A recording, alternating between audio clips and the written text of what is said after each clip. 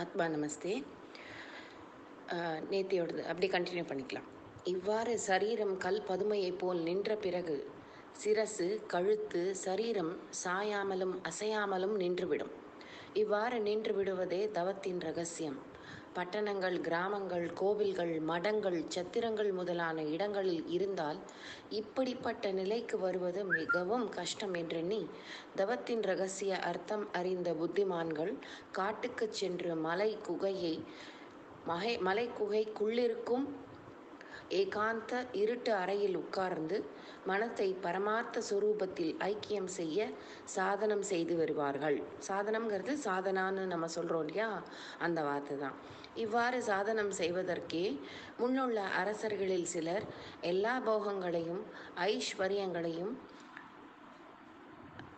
விட்டுவிட்டு காட்டுக்கு சென்று விட்டார்கள். இதுவே தவத்தின் ரகசிய அர்த்தம். இருட்டு அறையே தவத்திற்கு சிரேஷ்டமானதனால் இந்நூலில் உபதேசித்திருக்கும் குரு ரகசியத்தை தெரிந்து கொண்டு ஏகாந்தம்னா தனிமை, ஏகாந்த இருட்டு அறையில் உட்கார்ந்து ஜபம் செய்து வருவீர்களாகில் உங்கள் மனம் ஆத்மஸ்வரூபத்தில் லயித்து பிரம்மானந்த சுகத்தை அடையும். மனம் இவ்வாறு லயித்து விடுவதே மனம் இறந்ததென்று பெரியோர்கள் சொல்வார்கள். மனம் இறக்கிறதுனா என்ன? மனம் இறக்கிறதுனா எந்த விதமான திங்கிங், எந்த விதமான தாட் ப்ராசஸும் இல்லாமல் இருக்கிறதுக்கு பேர் மனம் இறக்கிறது, செத்து போயிடுறது. மனம் செத்து போச்சு அப்படின்னு ஸ்பிரிச்சுவல் லாங்குவேஜில் சொல்கிறது. உலகத்தில் மொட்டை அடித்து கொண்டு சுவாமிகள் என்று பெயர் பெற்றோர் தவத்தின் ரகசிய அர்த்தங்களை தெரிந்து கொண்ட பின் காட்டுக்கு சென்று மலை குகைக்குள் புகுந்து அநேக வருஷங்கள் தவம் செய்து வெளிவரும் பொழுது அவர்களுக்கு சுவாமிகளாய் இருந்தபோது இருந்த சரீரம் மாறி நகங்களும் தாடி மீசை சடைகளும் விசேஷமாய் வளர்ந்துவிடும். அதன் பிறகு அவர்கள் வெளிப்புறப்பட்டு வந்தால் அப்படிப்பட்டவர்களையே ரிஷிகள் என்று சொல்லப்படும். ரிஷிகளின் ரகசிய அர்த்தம் இதுவே ஆகும். எல்லா பூஜைகளும் ஜபங்களும் தவங்களும் செய்வது மனதை சூன்யமாக செய்வதற்கே அன்றி, சூன்யம்ங்கிறதுக்கு இன்னொரு அர்த்தம் ஜீரோ அப்படின்னு வச்சுக்கலாம். ஜீரோ அப்படின்னா வித்தவுட் எனி தாட் ஃபார்ம்ஸ் அப்படிங்கிற அர்த்தம். மனதை சூன்யம், மனசில் எந்த விதமான எண்ணங்களும் தோன்றாமல் இருக்கிறது தான். மனதை சூன்யமாய் செய்வதற்கே அன்றி மற்ற எதற்கும் அல்ல.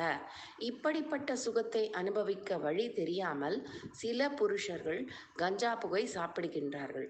அது சாப்பிட்டவுடன் கஞ்சா மயக்கத்தினால் மனக்குரங்கு சில நிமிடங்கள் வெளியில் ஓடாமல் நின்றிருக்கும்.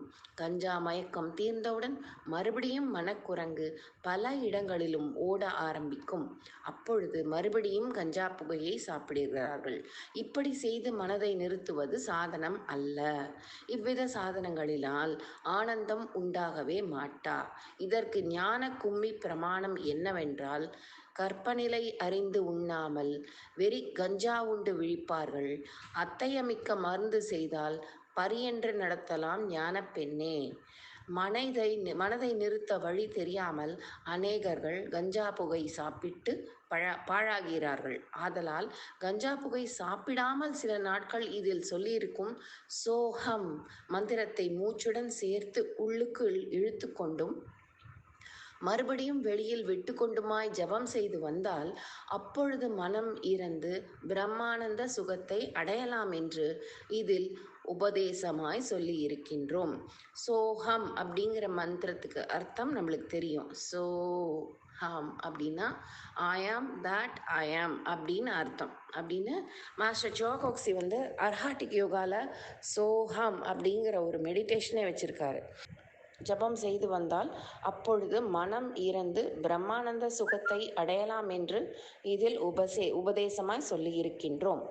அநேக கோடி விலை உயர்ந்த மாணிக்கம், கோமேதகம், பச்சை, நவரத்னங்கள் போன்ற ரத்னங்களுக்கெல்லாம் அதிகமாய் இருக்கும் ரத்னங்களை இந்நூலில் எழுதி வெளியிட்டிருக்கின்றோம். ரொம்ப ப்ரெஷியஸான விஷயங்கள் இந்த புஸ்தகத்தில் இருக்குது அப்படிங்கிறத சொல்கிறாரு. ஒருவேளை புலப்பட்டாலும் அதை வாசிக்க மனதிற்கு இடம் கொடுக்க மாட்டா. அநேக ஜென்மங்களாய் நல்ல புண்ணியங்களை செய்து வந்த புண்ணிய புருஷர்களுக்கு மாத்திரமே இந்த ஜீவ பிரம்மைக்கியத்தில் சொல்லியிருக்கும் ரகசியம், அதை சாதனம் செய்ய வேண்டும் என்ற எண்ணம் உண்டாகுமே ஒழிய மற்றவர்களுக்கு உண்டாக மாட்டாதென்று அறிய கடவீர்களாக. ஐயா, பூர்வ ஜென்மங்களில் தனக்கு நேர் விரோதிகளாய் இருந்தவர்களே இந்த ஜென்மத்தில் துஷ்ட மனைவியாய் வந்து சேர்ந்து சம்சாரமென்னும் பந்தத்தில் அவனை அகம்படும்படி செய்து அவனுக்கு அநேக விதங்களாகிய துக்கங்களை உண்டாக்கி அவன் பிராணனை வாட்டி மனம் நோகும்படி பலவித தூஷணைகளை தூஷித்து அவனை தலை திருக்க விடாமல் அதோகதியாய் பாழாய் போகும்படி செய்து விடுகின்றார்கள். குடும்பங்களில் பாரியாளே புருஷனுக்கு யமனாய் இருக்கின்றாள். பூர்வ ஜென்மத்தில் இவனுக்கு நேர் விரோதியாய் இருந்தவனே அடுத்த ஜென்மத்தில் இவ்வாறான துஷ்ட மனைவியாய் வந்து சேர்ந்து அவனை தலை எடுக்க விடாமல் செய்து அதோகதிக்கு ஆளாக்கி விடுகின்றாள். இது நம்ம முன்னாடியே சொல்லுவோம் இல்லையா? யாரை நம்ம போன ஜென்மங்களில் ஃபர்கிவ் பண்ண முடியாமல் இருக்கோமோ அவங்க நெக்ஸ்ட்டு பர்த்தில் வரும்பொழுது ரொம்ப நெருங்கிய சொந்தமாக, இவர் எக்ஸாம்பிளுக்கு ஒய்ஃப்னு சொல்கிறாரு, ரொம்ப நெருங்கிய சொந்தமாக வந்துடுவாங்க. அப்போ அவங்க மூலமாக நமக்கு கிடைக்கிற டீச்சிங்ஸ்னால நம்ம நம்மளோட கர்மாவை நியூட்ரலைஸ் பண்ணுவோம். நம்ம சில எமோஷன்ஸை மாஸ்டர் பண்ணிக்குவோன்றது முன்னாடியே நமக்கு தெரியும் இல்லையா? அதுதான் இவர் வேறு மாதிரி சொல்கிறாங்க.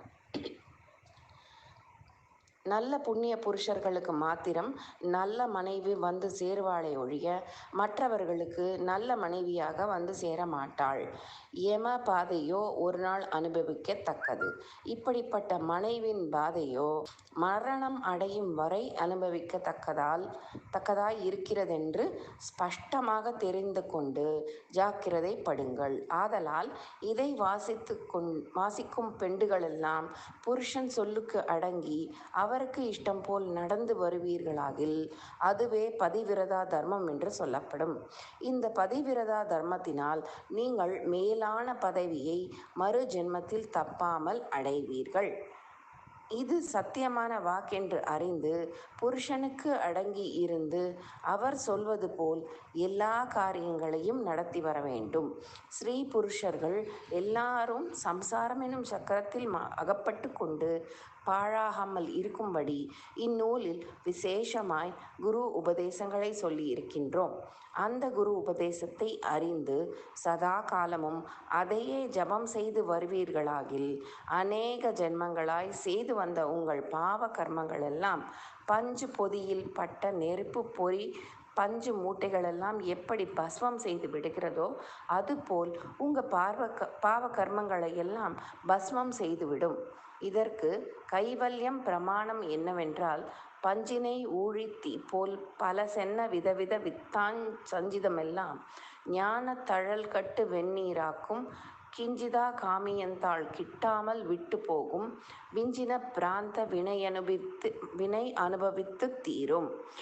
ஆதலால் உலகத்தில் உள்ள மாயை ஜனங்கள் எல்லோரும் ஞானத்தை அடைய வேண்டுமென்று ஆவல் கொண்டிருந்த போதிலும் அவர்களுடைய பூர்வ ஜென்மங்களில் கர்மமானது ஞான மார்க்கத்துக்கு உரிய அரிய நூல்களை வாசிக்க விடாமல் நாவல்கள், வீண் சரித்திரங்கள், அருவருக்கத்தக்க நாடகங்கள், அகடவிகடமான குயுக்தி கதைகள் முதலியவற்றை வாசிக்கச் செய்து அவனை அஞ்ஞானம் என்னும் படுகுழியில் வீழ்த்தி மாயை என்னும் சம்சார சமுத்திரத்தில் அலைந்து கொண்டிருக்கச் செய்யும். ஆதலால் பூர்வ சுத்த வாசனை இல்லாதவர்கள் இந்த ஜென்மத்திலாகிலும் நல்லொழுக்கத்துடன் இருந்து பெரியோர்களை அடுத்து அவர்கள் மனம் சந்தோஷிக்கும்படி நடந்து அவர்களிடம் ஞானோபதேசம் பெற்று அதை இடைவிடாமல் அபியாசித்து வந்தால் அந்த அபியாச முதிர்ச்சியினால் இனி எடுக்கப் போகும் ஜென்மங்களிலாயினும் மோட்சத்தை அடைவதற்கு முக்கியமானதாக இருக்கும். உள்ளபடிக்கே ஞான மார்க்கத்தின் உண்மையை சிறிதேனும் உணர்ந்தவர்கள் மேல்படி நாவல் முதலிய வீண் கதைகளை படித்து தமது வாழ்நாட்களை வீண் நாட்களாக்கி விட்டார்கள். ஒருவனுக்கு தன் சரீரத்தில் இருக்கும் வியாதியை போக்கடித்து கொள்வதற்கு வைத்தியனும் ஔஷதமும் எப்படி வேண்டுமோ, ஔஷதம்னா மெடிசின், அதுபோல தனது மனதில் இருக்கும் ஆசை எனும் அழுக்குகளை போக்கடித்து கொள்வதற்கு குருவெனும் வைத்தியனும் யோகாமிருதம் என்னும் ஔஷதமும் அத்தியாவசியமாய் வேண்டற்பாலன, தேவையானவை அப்படின்னு அர்த்தம். வேண்டற்பாலனா